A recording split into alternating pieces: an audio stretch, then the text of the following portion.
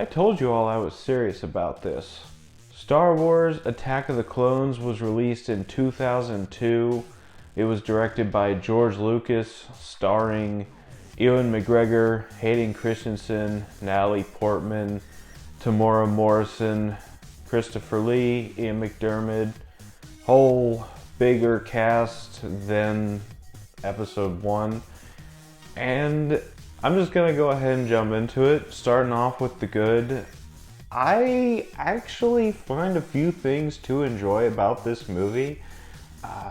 Like I said in my Phantom Menace review, I find a lot of things to like in every Star Wars movie. And I know I'm going to ruffle a lot of feathers with the sequel trilogy, but it's my opinion, and if you don't like it, oh well. But that's aside from the point. I do enjoy Attack of the Clones. First of all, Ewan McGregor, once again, great as Obi-Wan. He's easily the standout here. I love this character to death, and Ewan McGregor is absolutely perfect as the character. And here is a very unpopular opinion, but I don't hate Hayden Christensen in this movie. And I actually think that he was the perfect person to play this version of Anakin Skywalker, you know, an angsty teenager who really does not have a control over his emotions. I actually really liked this portrayal of Anakin. And Natalie Portman is once again good as Padme. And another unpopular opinion, I actually liked her chemistry with Anakin in this movie. I'll get to the writing later, but right now I really did like her chemistry with Hayden Christensen. And then you got the villains in this movie. First of all, you got the new Sith Lord, Count Dooku, played by Christopher Lee. And I really love this character. Maybe if it weren't for Christopher Lee, he wouldn't be as high ranking of a Star Wars villain for me. But I don't know, there's just something about this character that I just really love.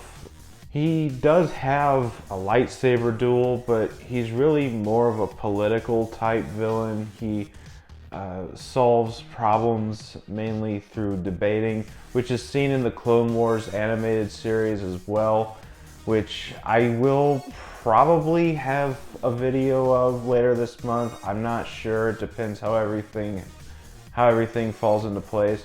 But I really did like Count Dooku. And then you have the other villain, Jango Fett, played by Tamora Morrison, who is absolutely amazing. I don't care if they just threw him in here to give Boba Fett a random ass backstory, but I just really liked this character. He was very badass, and growing up I actually liked Jango Fett better than Boba Fett. I don't know who I prefer more now, simply because of Boba Fett's appearance in The Mandalorian and in Book of Boba Fett. I'd say they're about equal at this point, but I really liked Jango Fett in this movie. Then you got a whole new cast members. Samuel L. Jackson as Mace Windu. He's not new, he was in The Phantom Menace, but he's actually given something to do in this movie.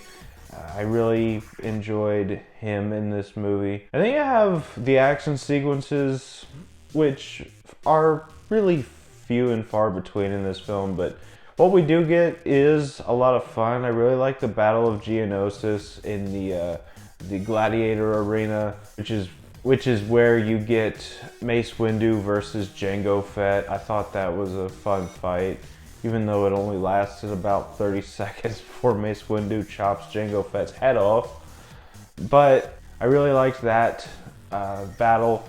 And I also really liked the lightsaber duel between Anakin and Obi-Wan versus Count Dooku at the end.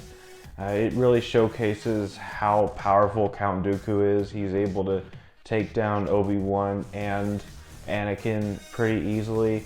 And then it's followed up with Count Dooku versus Yoda, which isn't as good, especially since Yoda is supposed to be the most powerful Jedi Master. But I still enjoy it for what it is, even though it's a very brief confrontation between the two. But I still really liked that scene. And with that, let's go ahead and move on to the bad. And just like Phantom Menace, there's a few things I did not really care for. First of all, the story in this movie can go.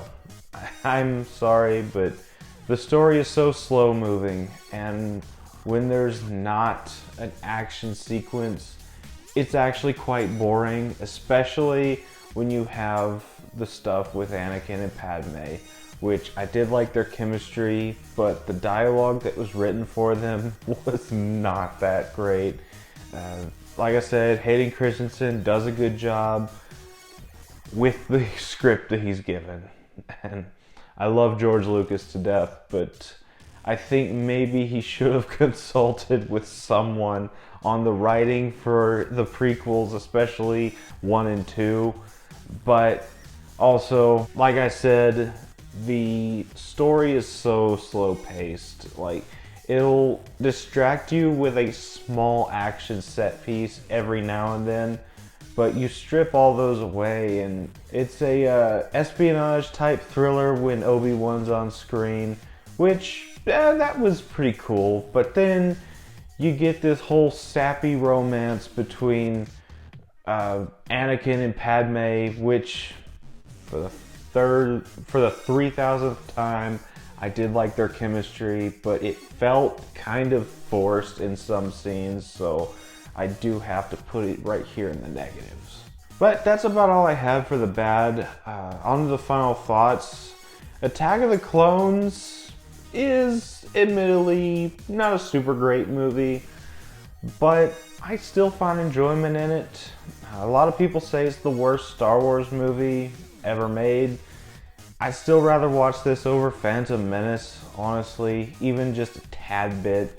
So Star Wars Attack of the Clones, I enjoyed it, and I'm gonna give it a 7 out of 10. So that was my thoughts on Star Wars Attack of the Clones. What did you think about this movie? Let me know down in the comments section. I'd love to hear from you. As always, if you enjoyed this video, don't forget to like, comment, subscribe, and I will see you all next time.